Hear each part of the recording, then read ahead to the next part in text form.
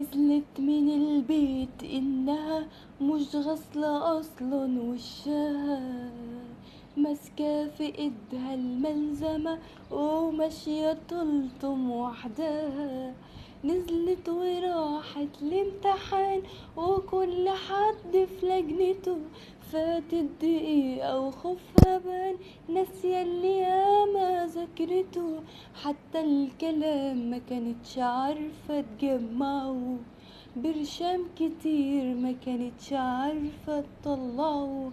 وصحابها دول ولا حد فيهم برضو حل، الوقت عدى وهي قاعدة مسقطة، شايفة السؤال وعينيها ورمة معيطة، بس العياط قدام غبائها كان أقل.